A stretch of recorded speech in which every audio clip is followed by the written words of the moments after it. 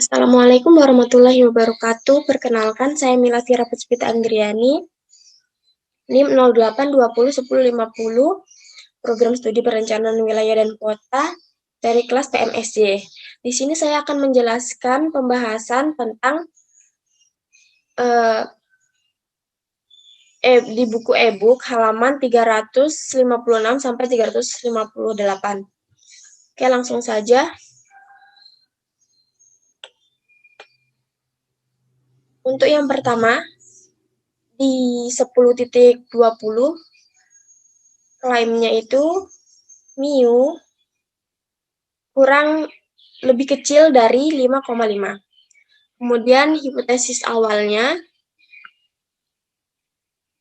mu sama dengan 5,5, sehingga didapatkan hipotesis alternatifnya mu kurang dari lebih kecil dari 5,5. Kemudian di sini ada n-nya 64, kemudian standar deviasinya 0,24 dan rata-ratanya 5,23. Di sini ada alpanya 0,05 dan alfa per 2-nya itu didapat 0,025, sehingga Z 0,025 itu sama dengan min 1,96. Sekarang kita ke pembahasan Z. Di sini Z ada rumus sama dengan X dikurangin mu dibagi sama standar deviasi dibagi akar N, sehingga dihasilkan min 9. Kemudian di sini ada min ZA per 2 lebih kecil dari Z, lebih kecil dari ZA per 2. Sehingga didapatkan hasil 1,96 lebih kecil dari min 9 lebih kecil dari min 1,96. Sehingga hipotesis nolnya itu ditolak. Kemudian di sini untuk P-nya sama dengan menggunakan rumus yang ada di sini, sehingga dihasilkan mendekati 0. Jadi popcorn cidar putih rata-rata beratnya kurang dari 6,5 ons. Oke, selanjutnya di 10.21 diketahui bahwa hipotesis awalnya mu sama dengan 800, sehingga didapat hipotesis alternatifnya itu sama dengan mu tidak sama dengan 800. Diketahui standar deviasinya 40, n-nya 30, dan x-nya sama dengan 788. Untuk mencari Z, di sini ada rumusnya, sehingga dihasilkan min 1,64. Untuk mencari P-nya, sama dengan 2P dalam kurung Z, lebih kecil dari min 1,64, sehingga dihasilkan ini sama dengan, ya, bukan dikali. Ini sama dengan hasilnya 0,1, sehingga rata-ratanya itu tidak jauh beda dari 800 untuk alfa lebih kecil dari 0,1. Oke, selanjutnya pembahasan yang 10.25. 10.25 yang pertama diketahui adalah hipotesis awalnya itu sama dengan mu sama dengan 20.000 km, sehingga didapatkan hipotesis alternatifnya sama dengan mu lebih besar dari 20.000 km. Di sini X-nya sama dengan 23, 1500, N-nya 100, dan standar deviasinya 3900. Untuk mencari Z sama rumusnya seperti yang awal juga, sehingga didapatkan hasilnya ini sama dengan 8,97. Kemudian untuk mencari P dengan rumus ini,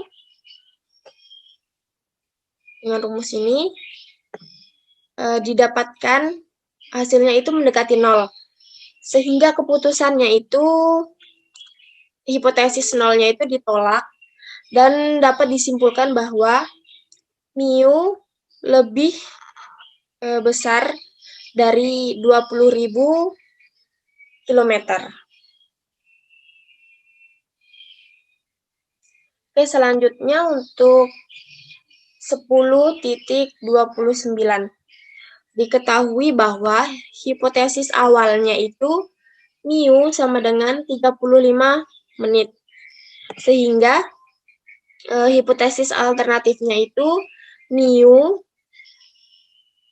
lebih kecil dari 35 menit. Kemudian ada alfa sama dengan 0,05. Di sini rata-rata atau X-nya sama dengan 33,1, N-nya sama dengan 20, standar deviasinya sama dengan 4,3. Di sini T-nya itu sama dengan didapat min 1,729. Di sini kita bisa lihat mencari df-nya sama dengan n dikurangin 1 sama dengan 20 dikurangin 1, hasilnya adalah 19. Kemudian di sini critical region-nya sama dengan T lebih kecil dari min 1,729. Kemudian T-nya menggunakan rumus, ini bukan ini ya. Oh ya, benar-benar. Ini T-nya sama dengan menggunakan rumus ini sehingga didapatkan hasilnya min 1,98.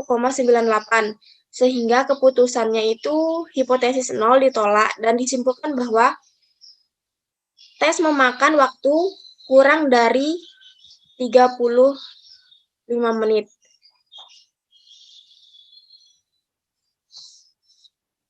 Untuk pembahasan yang 10.30, diketahui bahwa hipotesis awalnya itu sama dengan mu 1 sama dengan mu 2.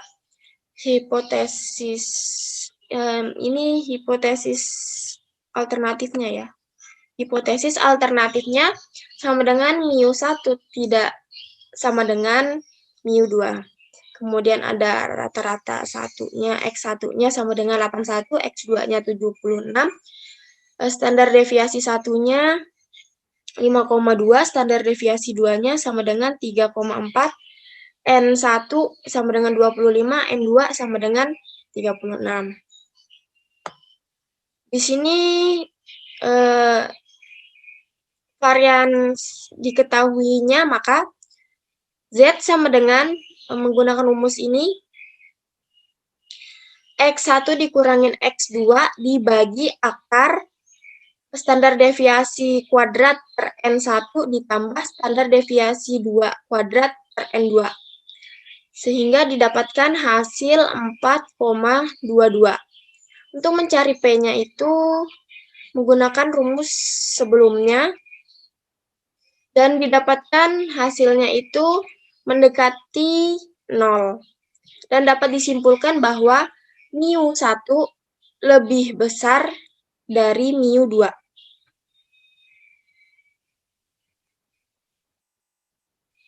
Untuk pembahasan yang 10.31, diketahui bahwa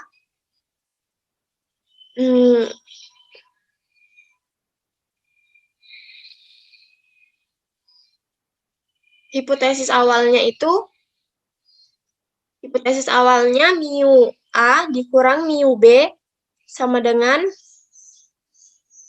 12 kilogram. Kemudian hipotesis alternatifnya didapat mu A dikurang mu B lebih besar dari 12 kg.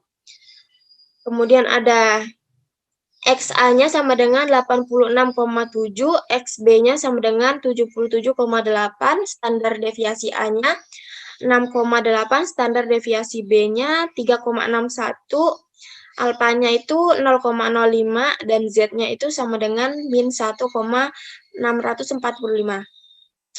Kemudian di sini critical region-nya itu sama dengan Z lebih dari 1,645, sehingga didapatkan Z dengan rumus seperti ini. Dan hasilnya didapatkan adalah min 2,60. Jadi, maka hipotesis nolnya itu gagal ditolak, sehingga dapat disimpulkan bahwa daya tarik benang A tidak memiliki daya tarik benang B dengan 12 kg.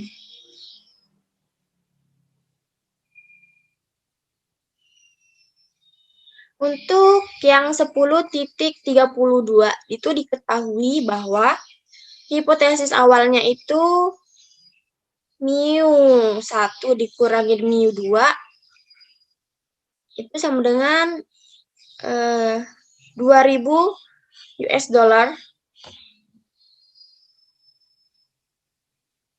Kemudian hipotesis alternatifnya itu mu 1, aduh, bentar.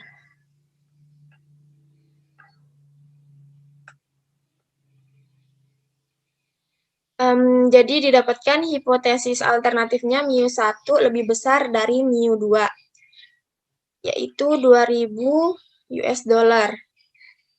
Kemudian untuk X1-nya sama dengan tuh 70,750, X2-nya 65.200, standar deviasinya itu 6.000, standar deviasi yang kedua itu 5.000, alfanya 0,01, Z-nya sama dengan min 2,33, dan N-nya didapat 200. Di sini critical region-nya itu Z lebih dari 2,33. Dan di sini Z menggunakan rumus ini, didapat hasilnya adalah 6,43. Dan untuk mencari P-nya itu sama dengan rumus P dalam kurung Z lebih dari 6,43, sehingga didapatkan hasil itu mendekati 0.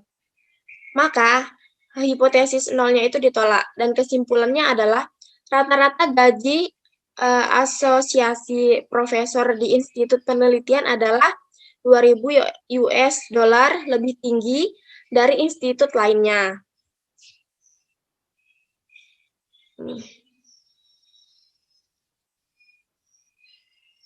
Kemudian untuk yang 10.42 diketahui bahwa hipotesis awalnya itu sama dengan mu 1 sama dengan mu 2, sehingga didapatkan hipotesis